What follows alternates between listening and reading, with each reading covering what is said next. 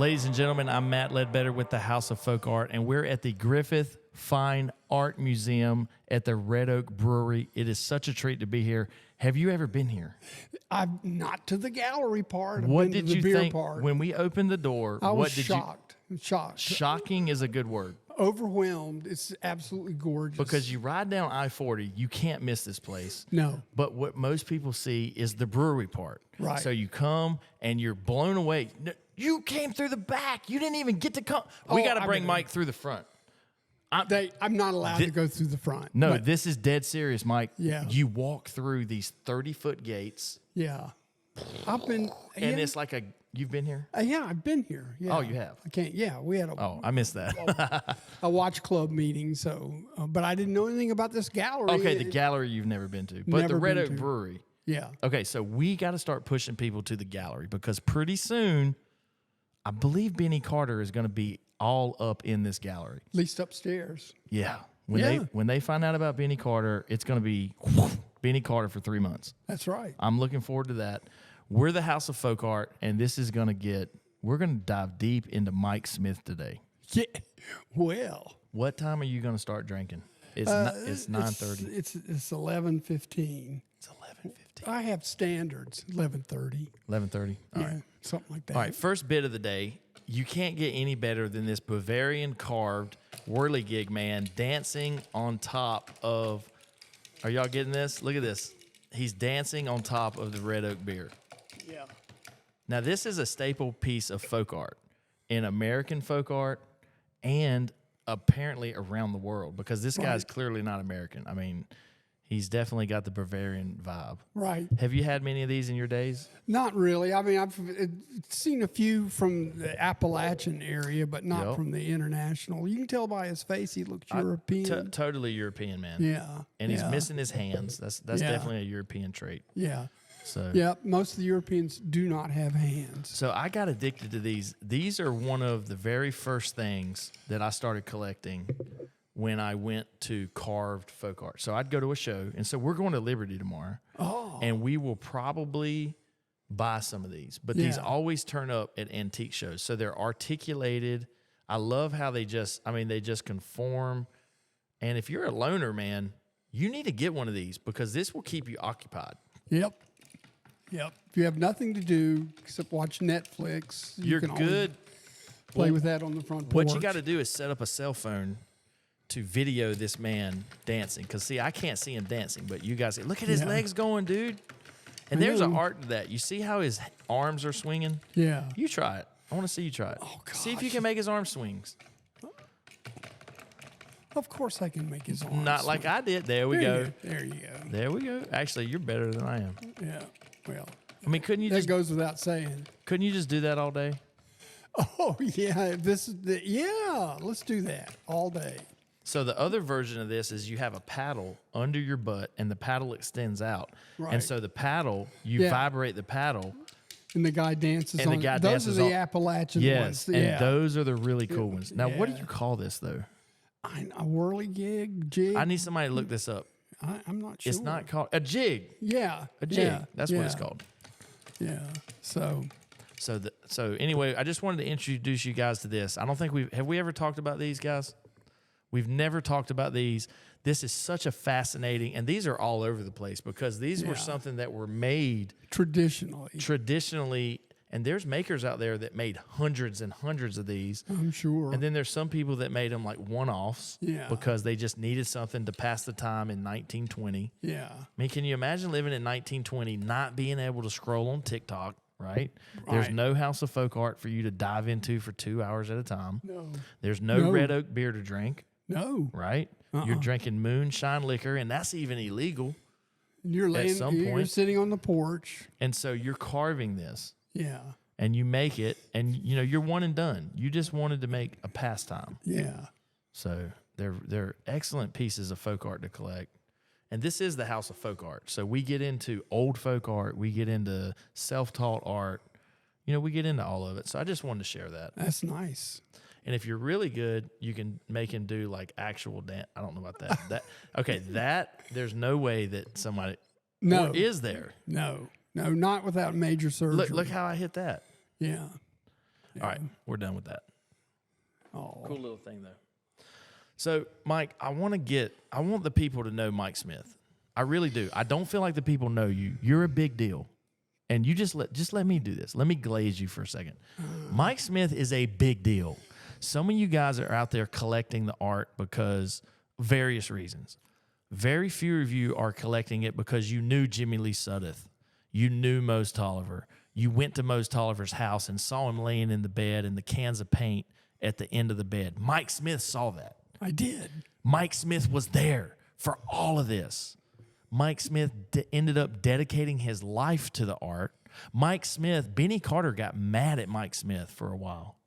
Oh, well, Benny would get mad at anybody over a period of time. He'd be on and off. And well, what I'm saying is whatever. there's a lot of people out there that have bought Benny Carters. There's been like 1,200 Benny Carters sold at auction. Yeah. There's a record out there, over 1,200. And very few of those people ever really knew Benny. Yeah. Right? Right. You knew him. You represented him. He probably painted signs about you. Like, who knows? I drank moonshine with him. I drove around in his van with his buddy, like Mike Hudson, and we would stop on the side of the road, and Mike would be there with a styrofoam cooler. And hold on, tell us that whole story. Go back. We're just going to start right here. Benny we'd go out on his little adventures, and he'd be because he was like a picker, right? He'd be driving a van, or he'd be going to visit a friend, or pick someone up from the McLeansville prison unit, and he would have a nickel-plated revolver on right next to the dashboard, and we'd be tailgating a highway patrolman. And I go, Benny, don't you think you should lay off? I know that guy. And we keep going, and then you would see Mike Hudson staying there on the side of the road with a styrofoam cooler, and he would come in the car. He'd give him a ride, and I turned around and said, "What's in the cooler?" He opens it up, and there's like 2 or 3 copperheads in there. He said, "I'm collecting these for the Carolina Biological Supply in Burlington to sell to him." Yeah. So it was the Wild West. It was the absolute Wild West, and he was forever entertaining and very, very earnest with his artwork. He worked. He had a work ethic. Where down in the basement he would work for hours and hours. Did you ever on go end. down there and see that? Yeah. Oh, yeah. I watched him work, and he would always have like numerous pairs of reading glasses, because you see that. Show them one of the smaller pieces there, the detail. It's about 7 inches. Yeah, 6, 7. He was obsessed with the city of New York, and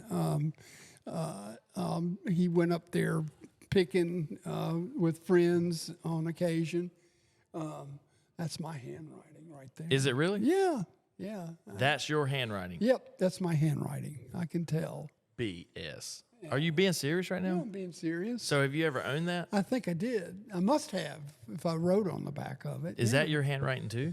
No, that's Benny. That's Benny. Yeah, wow. You wish. Why is that your handwriting?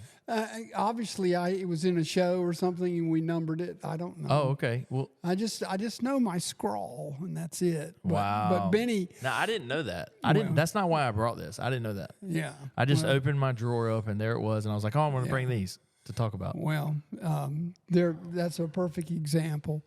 But Benny and Teresa, his wife, I took them to New York for the Outsider Art Fair, and Benny, it was the first time he actually went into the city, and we toured it and did the touristy stuff. We went up to the World Trade Center, and we went to the Empire State Building and all that good stuff. But he absolutely, with his bib overalls and Southern drawl, just charmed everybody.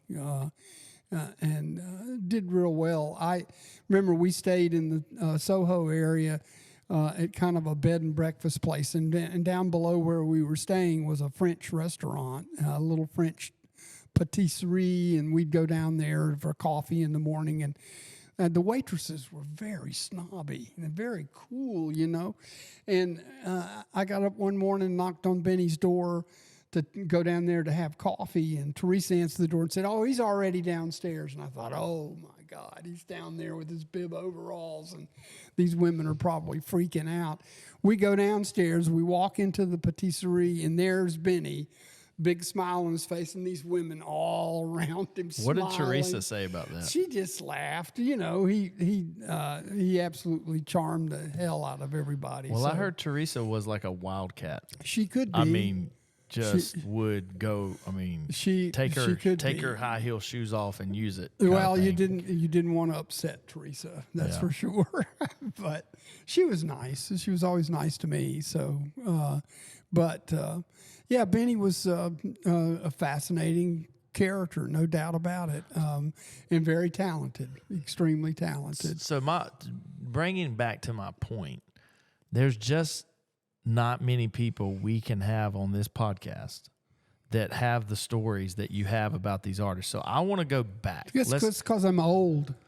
Well, that If you live long enough, you see stuff. You see things. It's not like it's anything. There were a lot of people out there. But you saw it before it was there. Well, I mean, really, like everybody sees Benny Carter now. Very few people saw him in '93. Yeah. I mean, I'm talking about they walked by him and they knew him, but they never saw him. Yeah. You know what I mean? Like you really saw that. You really saw what he was doing.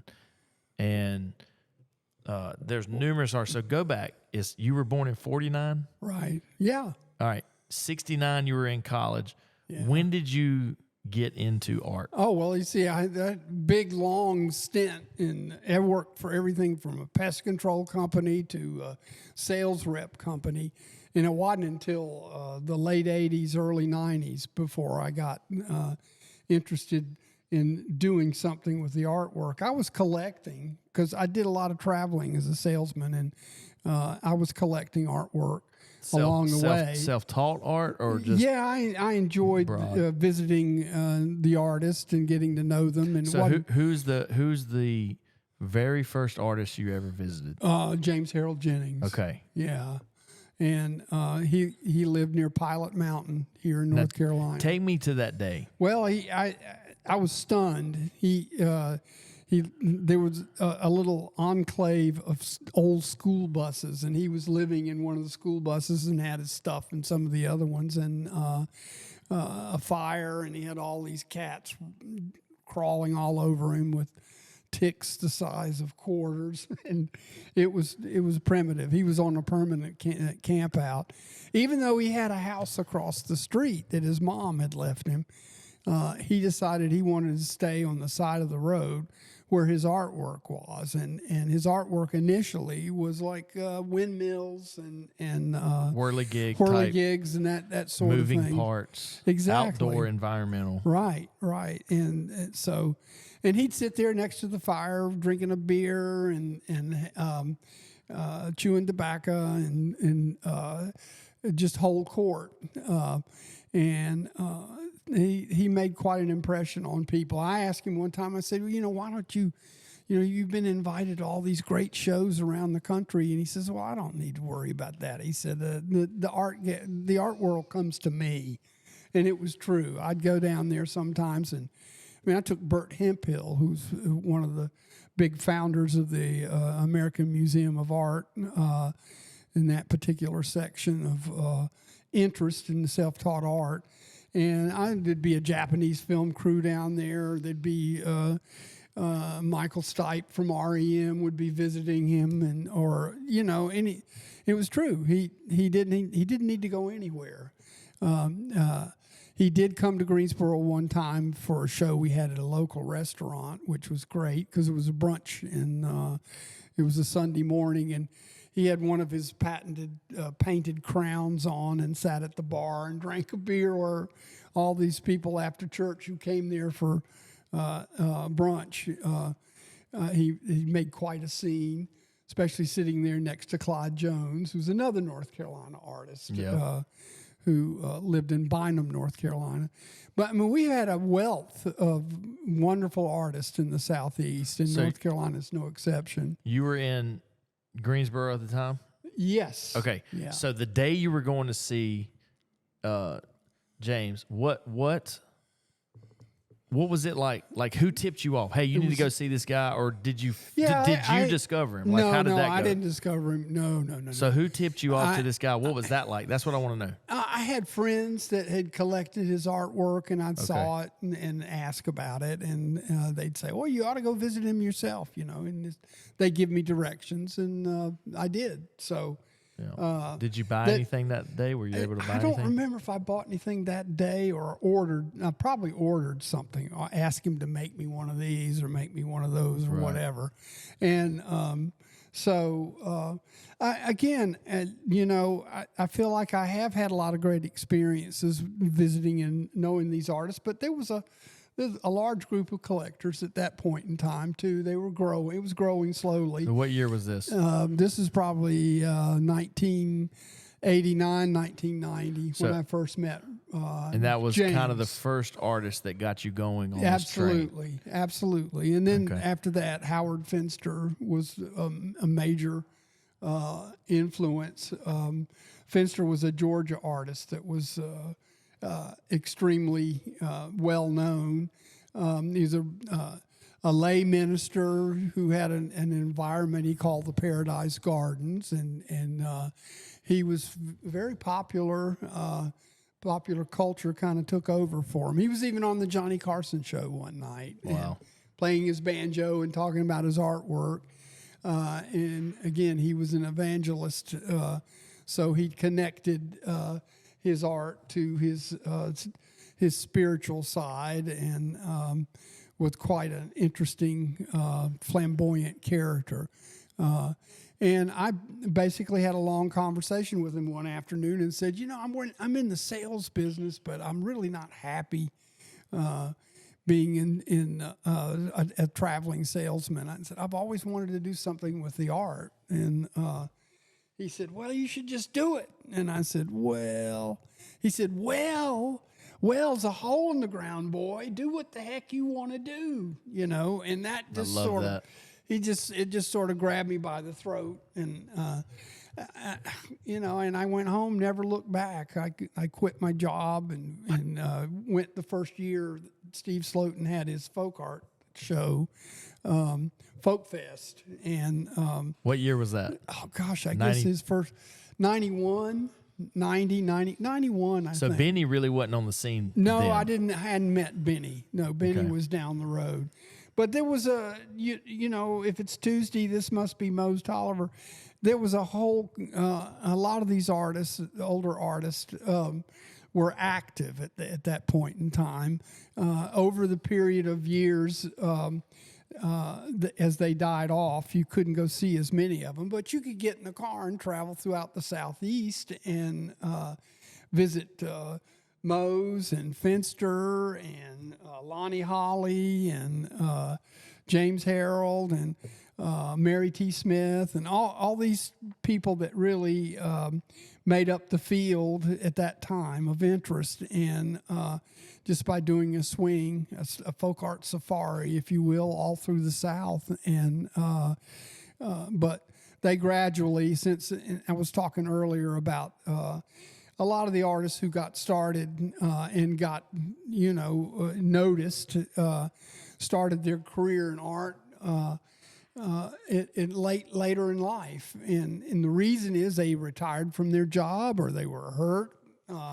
Injured or sick, and they couldn't do a regular job, so they did this, kind of on the side. So a lot of them kind of passed away within a 4 or 5 year period that you can't any longer get in the car and drive around, or at least I haven't. I'm sure they're out there. There are a lot of great artists out there to be found. But at that point in time, there were some great places that you could meet these artists, and now most of them are gone. Anyway, but it's like I said, if you live long enough and you run around with my crowd, you could have met a lot of these people. And so 1991 Folk Fest, was that dealers there or the actual artists? It was dealers. Dealers, okay. Yeah.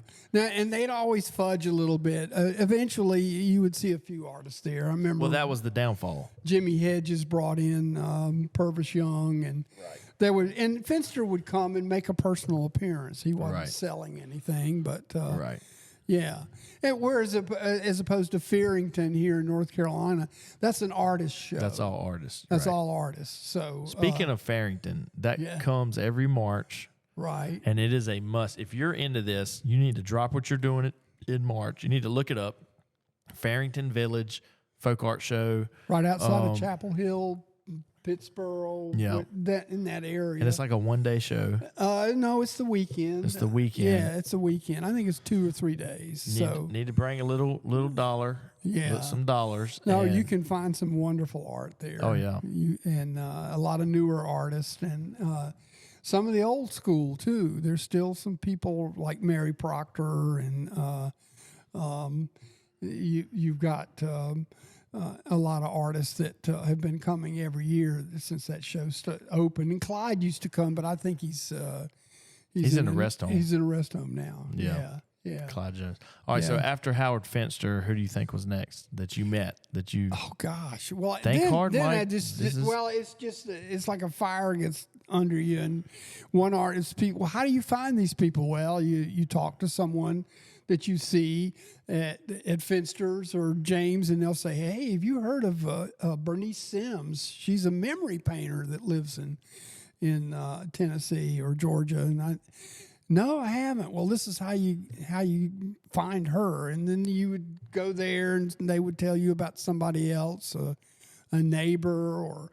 a surrounding community would have an artist, and it just kind of built from there.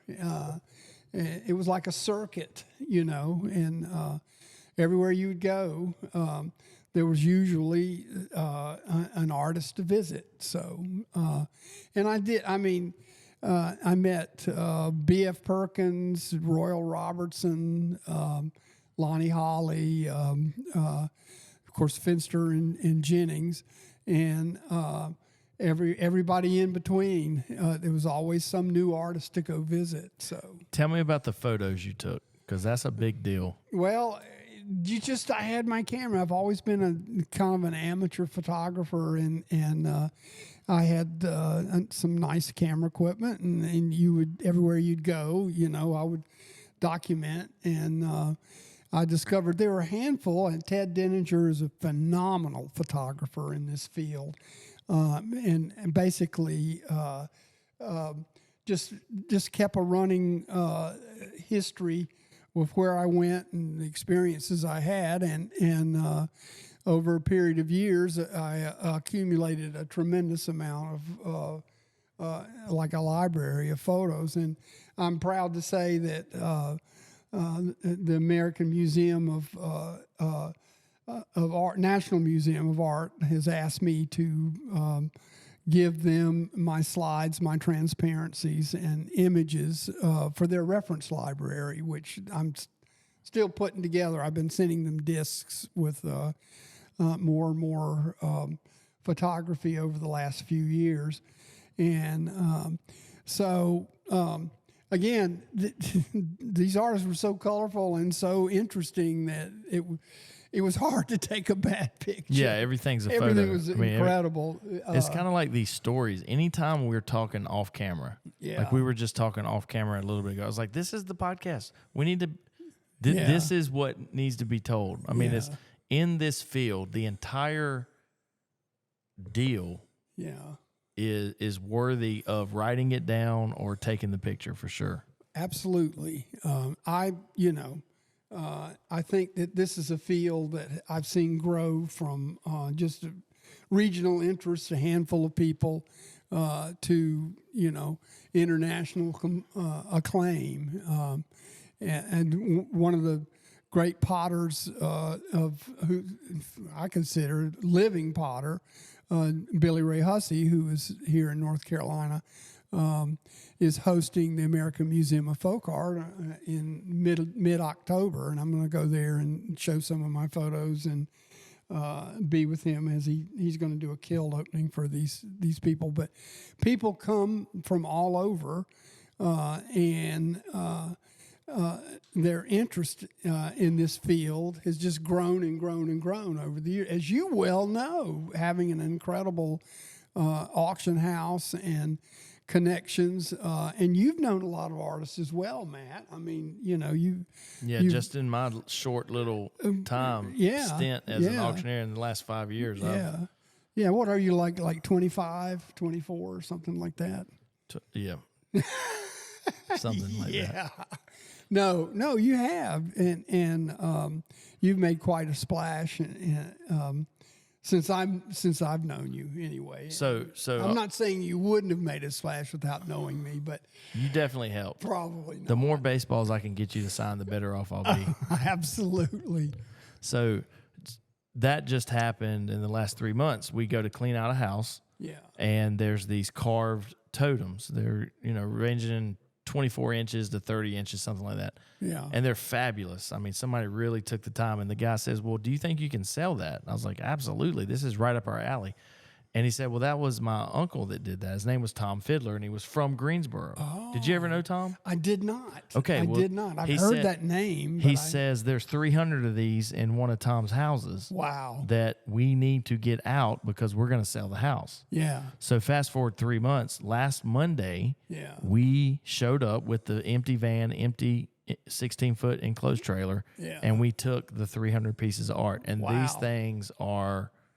I mean, I can't wait to see one. Yeah, I got videos of the whole day. Yeah. So we'll post this while we're talking about it. But these are incredible. Some of them are like 4 foot tall. Wow. Wow. And some of them, they're trees. So some of them are like this big around, 4 foot tall. And they're upper end. And, I never heard of Tom Fiddler. And the story was he never sold them. He literally owned 8 rental houses. That's how he made money. Yeah. He was a child of the 60s, and he was into the movements of LSD and whatever else that was going on. And he created this art on the high. I mean, a lot of times. So, and it is extraordinary. And that is just in the last 3 months. Well, they're still out there. I mean, a lot of people say, well, it's done. Well, it's going to change. It's going to morph. The day of folk art being a quilt or a memory painter like Grandma Moses, it's evolved. It's evolved from year to year to year. And I mean, I envision a self-taught digital artist at some point in time. That utilizing today's technology to create unique artworks, and so it's always changing. But I know there are people. It's like James Hampton's Throne, which is probably the single most famous piece of folk art or assemblage of folk art. That's the thing in his garage. And now it's in the Smithsonian. Yes. And it's basically all his furniture and candelabras and chairs and things, all covered in aluminum foil and decorated. And he did this in a garage with the garage door closed, and no one ever saw it. And when he died, his relatives revealed it to the world and said this was, he was building a throne for when Jesus returned. Right. And it's a stunning tableau of amazing self-taught art, which was no one knew about it. No one knew about it but him until he passed. And luckily, a forward-thinking curator saw it and purchased it and put it in the museum. And today, you can go to D.C.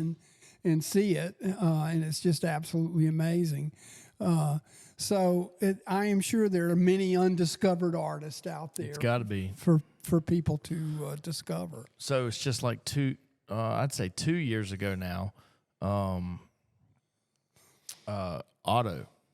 Carl Otto Long, right? The carver from Greensboro, in Greensboro. Yeah, and his work had never been exposed to the folk art world, right? Because he was in the tattoo world. Yeah. So once a year, he would take 5 totems, 25 walking sticks, carved pieces of wood, right, to the Wilmington tattoo convention. Yeah. He would sell out. So he didn't need the folk art. It was total folk art. Yeah. Self-taught carver, He painted the totems. It was right they're up. Great. They're it great. was right up our alley. Yeah. But the folk art world never knew he existed. No.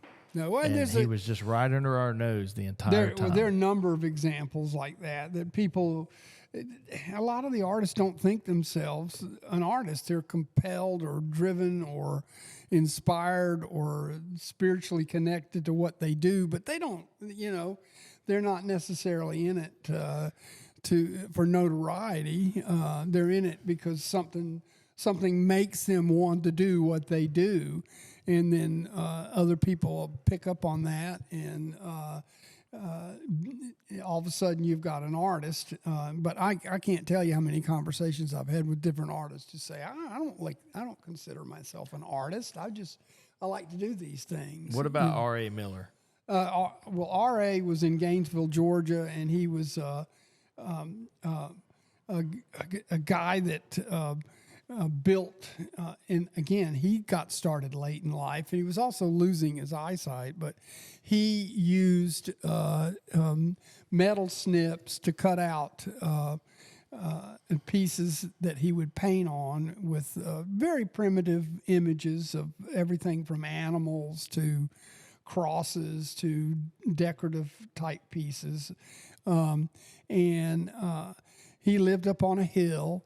And one of his most famous pieces that he would repeat, and a lot of the artists will repeat an image, it was a piece called Blow Oscar, which was a man standing upright, facing to either the left or the right, and he would plant that in the ground. And he had a friend that worked at a mill near him named Oscar. And he put that thing, and then he would paint the words "Blow Oscar."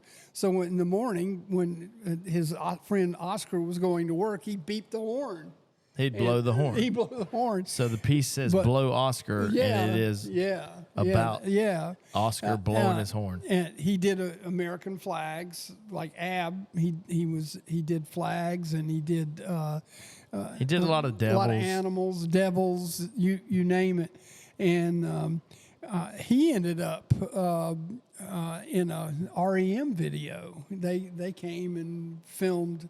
That's where the popular culture intersects with a lot of these artists. Is they get so popular that people from other walks of life, including the entertainment industry, because Finster was on the Tonight Show, and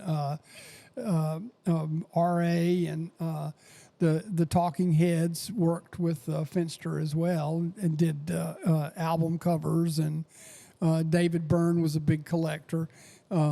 But you'll just see where this all kind of connects together, and it's just fascinating to see it grow because there's no other way. And I am not formally trained or educated in any other an art field or genre, and I love impressionism, and I love a lot of the standard stuff that people like to go to MoMA or the major museums around the country. But this was an arena and a genre where you could go and you could eat, go to church, sit around, talk with the artist, and get to know them. And it fleshed out a lot more understanding of what they do and why they did it. Right. And why did it was accessible. Why did R.A. Miller start cutting out I just think his health was failing, his eyesight was, so he just liked to piddle in his shop. And I don't know what the genesis was, that one day it dawned on him, hey, people like this, so they're going to come by and see me and buy this for $5. So right, and he charged $5. I mean, they were $5. Yeah, something like that. Yeah. And he just was very prolific. And right. How many pieces do you think he created? Oh, gosh. R.A. Miller, how many pieces?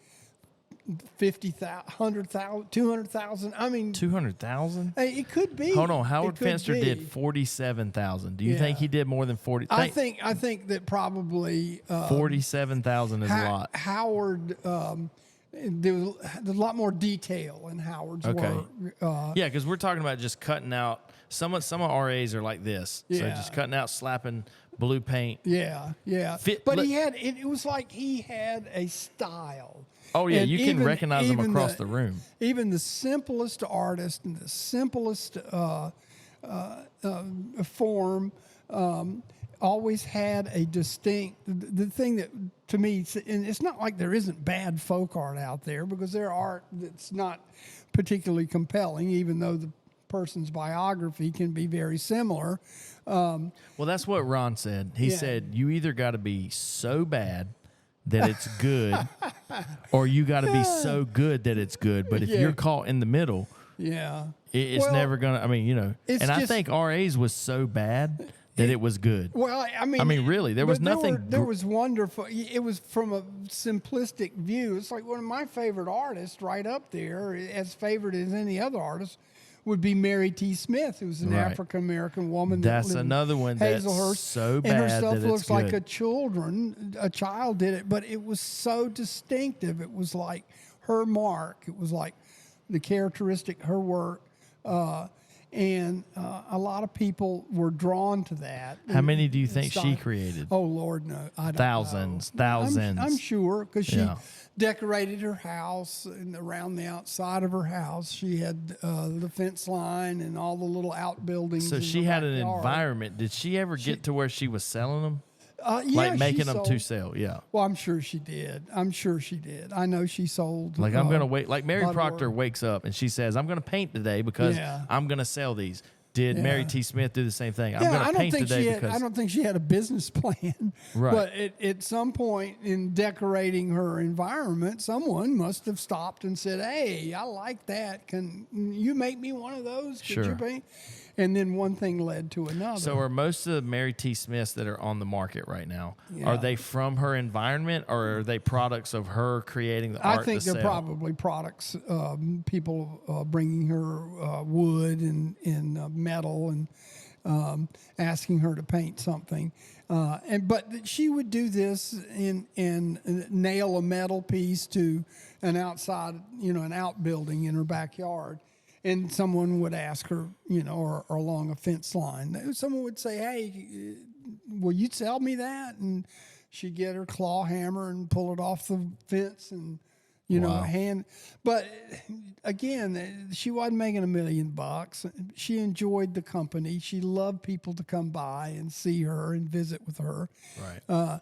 But her work was about as primitive as it gets. And, but it had its own characteristic. It was a distinctive style that is hard to repeat. And I'll tell you, as popular as this field has gotten, there are imitators out there. There are people that counterfeit Clementine Hunter and Mary T. and even Mose. In Mose's case, Moses' family kind of caught on, and they would do a painting that looked sort of like his, and then they would take it to him and get him to sign it, and then they would sell it as if it were his.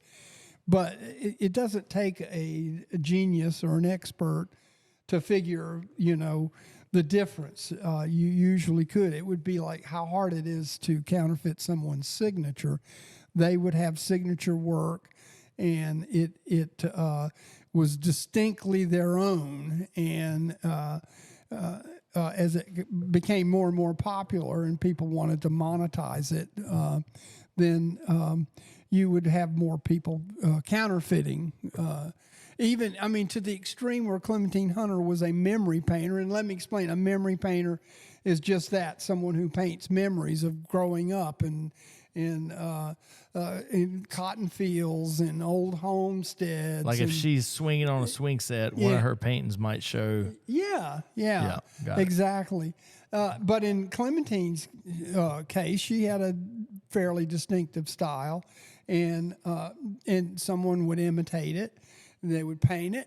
They would take it to her, have her hold it, and take a photograph. But who? Can I just ask she this? She was nice enough to do it. I want to say this. Okay, let's just think about this. Okay. Who was there to know that this happened? Oh gosh, there were a lot of people that were called out for. No. So my question is, okay, so and so painted the painting as a forgery, right? And they wanted to take it to Clementine, and say, I'm gonna let her hold a painting that I painted. Right. Do you think they did that in front of anybody else? I doubt it. No. Okay. So my point is, I've heard that story as an auctioneer. Yeah. I sell a Clementine Hunter. We get a Clementine Hunter in. I get a phone call as soon as it gets listed. Hey. Right. That's fake. Well, no, not necessarily, but hey, I'm the authority on a Clementine Hunter painting. And so my first instinct, I go linebacker really fast. Yeah. Oh, you're the authority? Yeah. You coming through A gap or B gap? Let me know. You know, I get like that. Yeah. So I'm like, so let me ask this. I know the painting's real because I know where I got it from. Right. You want me to take it out of the frame and take a picture of the back. So the frame is paper.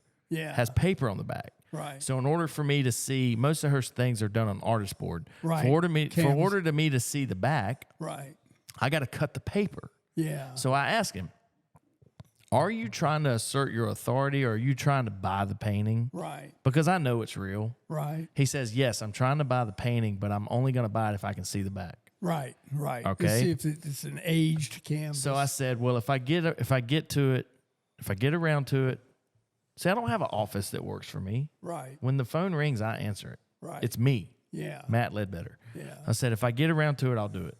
Yeah. Didn't really think much more about it. Well, later that week, I'm like, let me get this. Let me do this. Boom. Cut it open. Right. Pull it out. Take a photo. Send it to him. Yeah. He says, excellent. That's exactly what I was looking for. Yeah. I will be bidding on this. And you know what he was looking for? What? Now, this is pertinent information when buying a Clementine Hunter. I don't even think I'm going to tell you guys. I don't think I'm going to tell them. Why? Why wouldn't you tell them? What?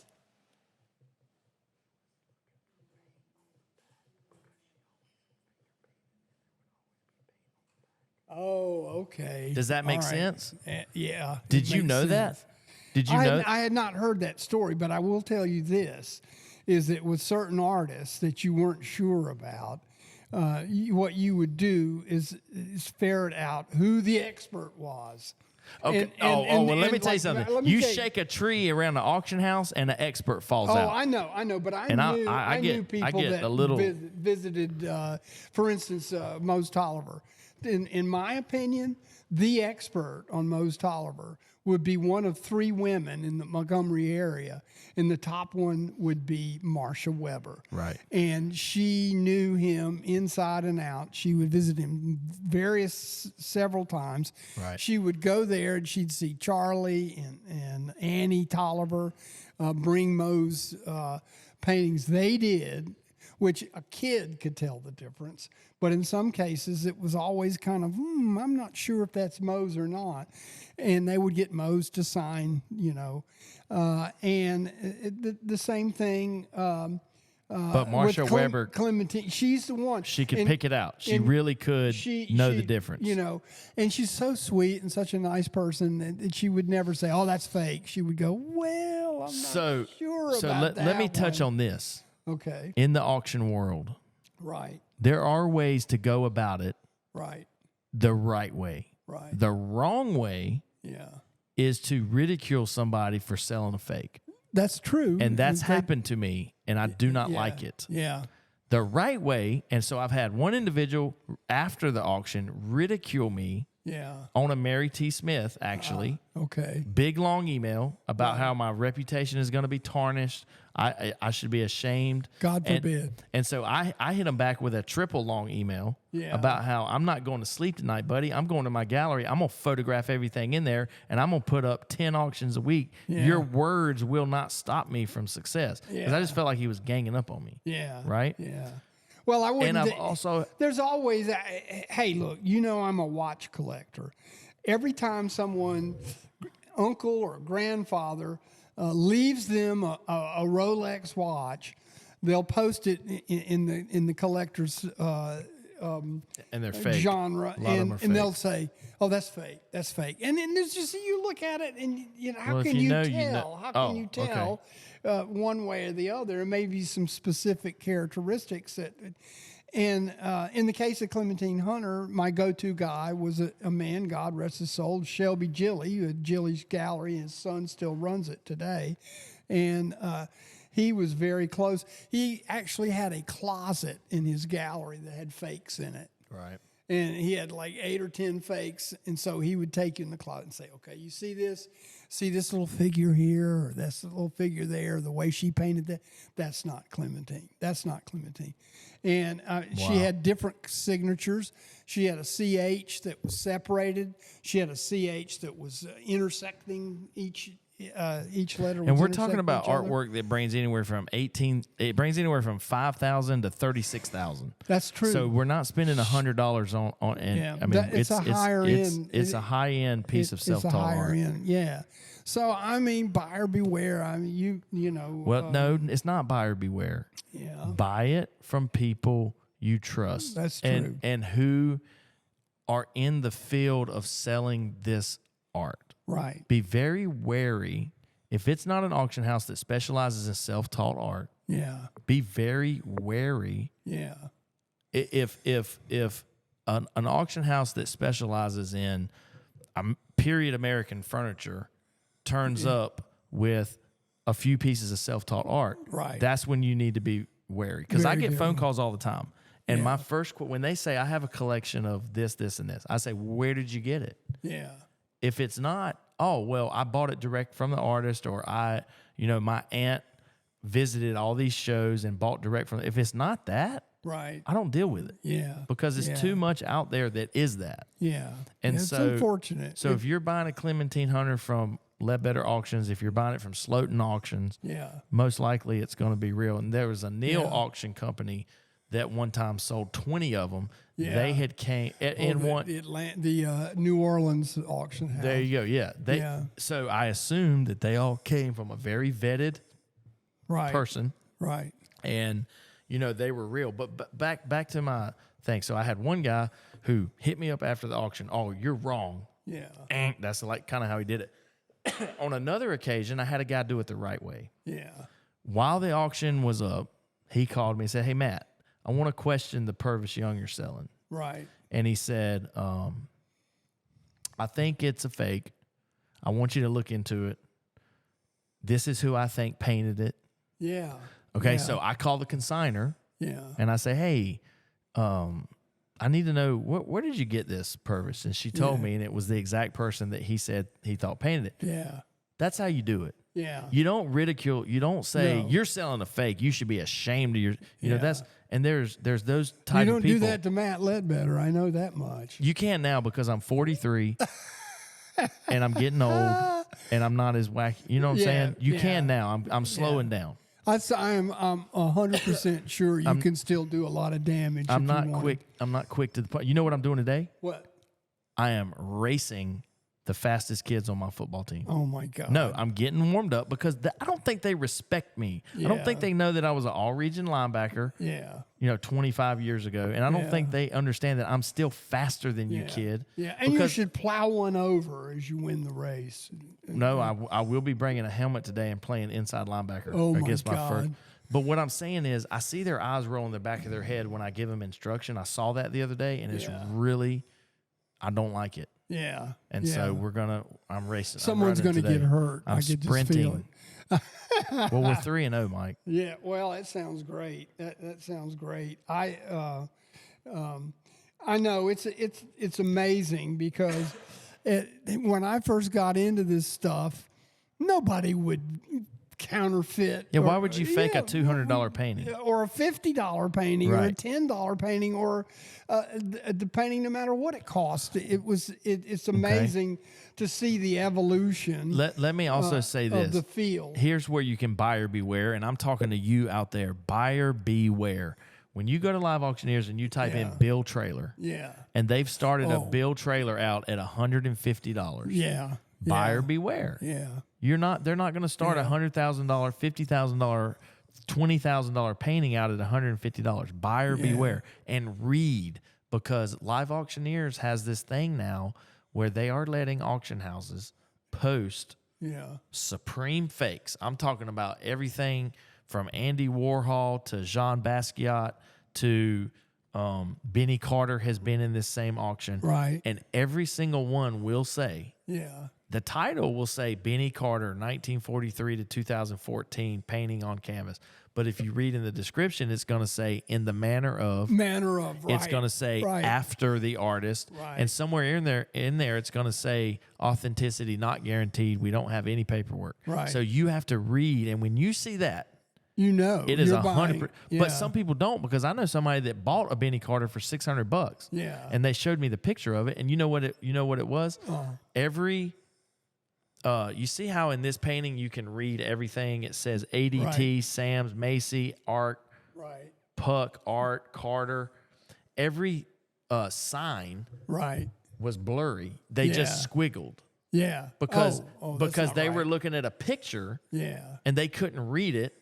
Yeah. So they were just squiggling. Benny didn't do that. Benny wrote very, very small. I saw him with a paintbrush one time that had one hair.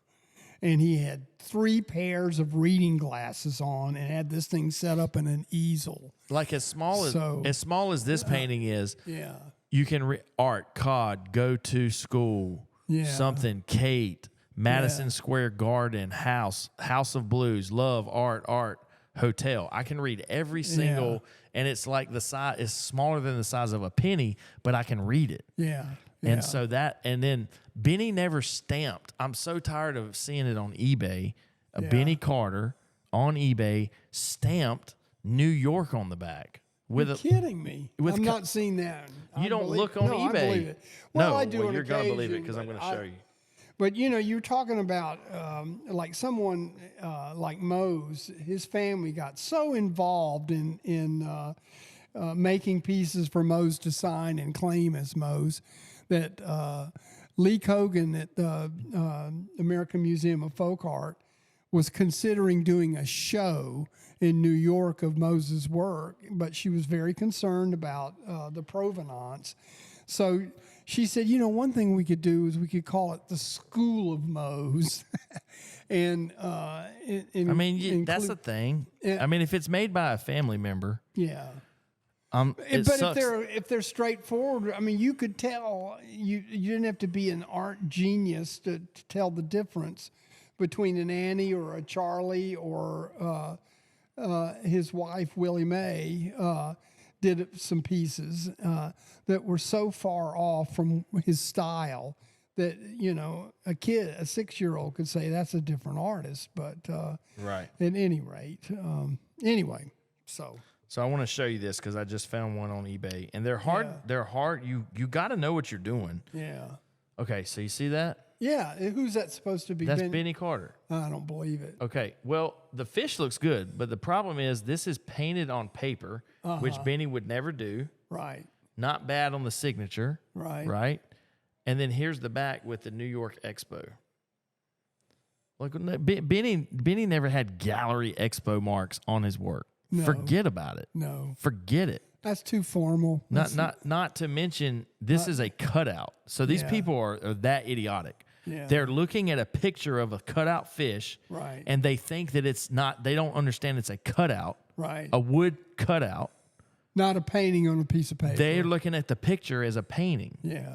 You know what I mean? And I don't think I ever saw him paint on paper. I have at the very end. At the very end, he did, but I didn't. I have some. So he did, and they're actually in the book. Yeah. And I've had people find real ones on eBay and say, "Hey, is this real?" Because I've never seen him do anything on paper. But he did do things on paper. Yeah. Towards the end, I'm talking like 2013, 14. Right. Right. But so the art world. And it's also a nod. Yeah. It is a nod to self-taught art that it's good enough to fake. Yeah. You know what I'm saying? There is something about that. Again, it's true. And I never thought, I would live long enough to see the evolution of the genre to the point where people felt like it was valid enough to fake, like you said, and to try to profit from.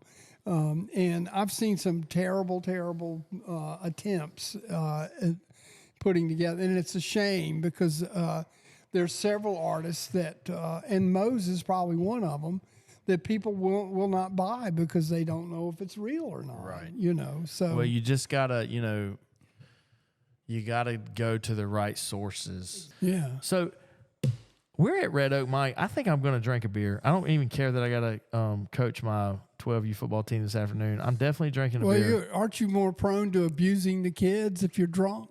I am putting my football helmet on. Yeah. And I will be playing middle linebacker today against my first team O. A day they will never forget. Before we go, though, I do want to do this. Okay. Since you have been on the very first episode, our Instagram was at like 6 people. Probably not even that. Yeah. True story. Now we're pushing 23,000. Right. The shorts are getting 2,500, 3,000, 5,000 views. We have picked up so many viewers that never knew self-taught art existed. Yeah. They didn't know anything about face jugs, and they're in it now. They're out and about looking for this stuff. Yeah. Talk to them for a couple minutes. Give them some wisdom. Give them some wisdom. You're talking now to the world of newbies to buying, sell. They want to start a collection. They don't know how to start a collection. How do I do this? What do I go after? What should I buy? Yeah. Start slow.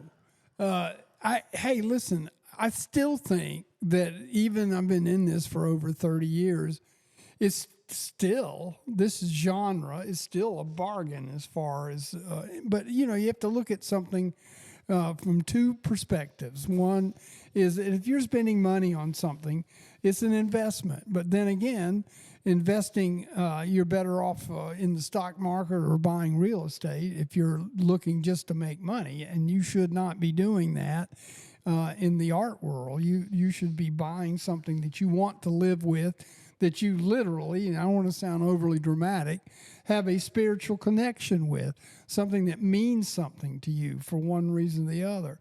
And one of the areas that I like so much about the folk art and the self-taught art field is it's usually quite accessible. You don't have to have a 4,000 word essay on what this means or what that means. And if you're buying like a Bernice Sims, who was a African American memory painter, and she painted the days when she was a child, and they were growing vegetables in her backyard, and then she also had a political component, and she was on the Edmund Pettus Bridge when the march took place, and they came out with fire hoses and sprayed the people, off the bridge, or tried to. So she is relevant, and she's also has a historical perspective, and her paintings can be bought for reasonable amounts of money, less than $1,000. And if that means something to you, then that's a great perspective. And usually, if you get into a certain field and get interested in it, take your time and learn. Don't go out and buy one of everything, and find out what resonates with you and your lifestyle and your how you want to present it, and take your time. Take your time. And the auction business, and I'm not just plugging you, Matt, but I'm just saying that it's a great opportunity for someone to dip their big toe in the water and learn more and more about these artists as they come along, because it's still an accessible form. It's still, in the great scheme of things, affordable. You're not going to go out and start an impressionist collection, right? Not unless you're a billionaire, right? But and it also has international appeal. There are people that know about a lot of these artists from literally all over the world. So let me rein in on that for a second. Absolutely. From my perspective as an auctioneer, it is a great time to buy self-taught art because these collections are coming out from the second sale. Meaning a lot of it is being bought for the first time from the artist. Right. They visited the artist multiple times in a year for 20 years. Right. So they end up with 17 Jimmy Lee Suttis, 15 Mose Tollivers, 80 Benny Carters. Right. I mean, literally, we have a man that we're dealing with who purchased Willie Tarver's Lifetime Collection, over 400 pieces. Right. Okay, authentic works by Willie Tarver, and he is selling them through us. So just yesterday, he brought me 30. Yeah. So we're letting them out 10 at a time. Yeah. When these are done, Willie Tarver, look him up, Willie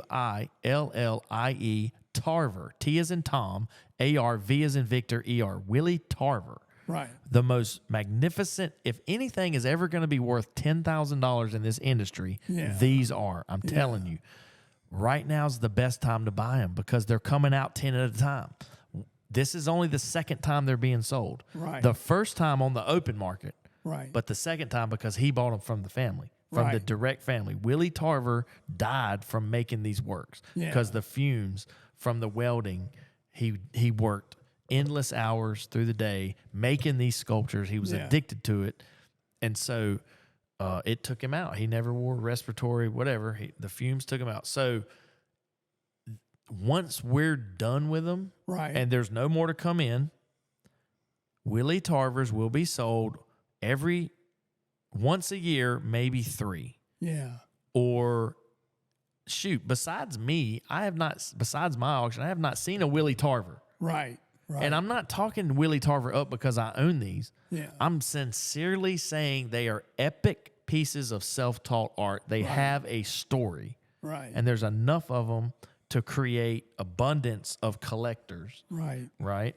And there's so much art like that right now. That's true. I mean, there really is. And it is all, there is so much of it. It's something, I mean, inject here, having a body of work, you can have one masterpiece coming from a self-taught artist. And if there's not a body of work out there for people to get enthusiastic about and collect, so multiple collectors know about it, they don't do as well. And I'm sure that's not justified or a reflection on the quality. It's just if an artist spent a lot of time doing his work and has a body of work, it's a lot of times more appealing and more refined and more collectible. Right.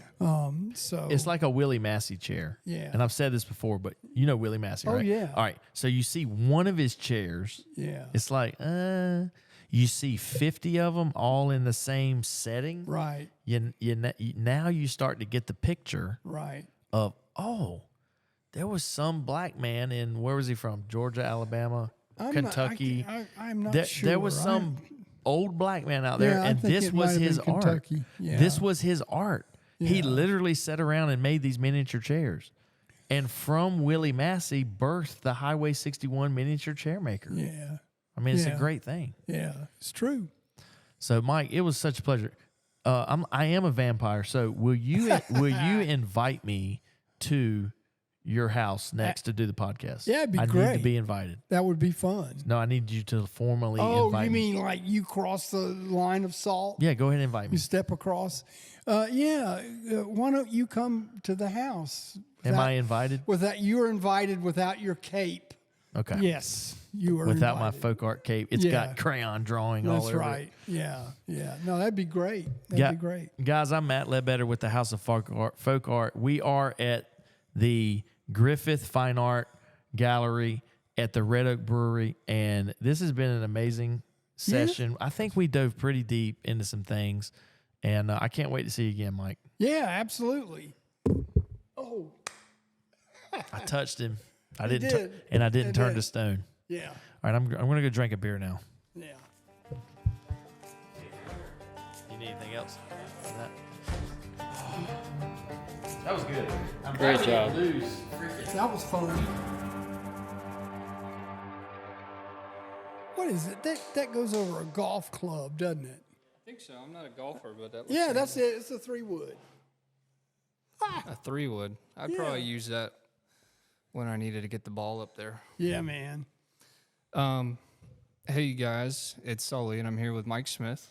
Hey, And Sully. I met him on the side of the road, and I said, "Hey, can you come on the podcast?" Yeah. I was just hitchhiking, trying to find Gibsonville.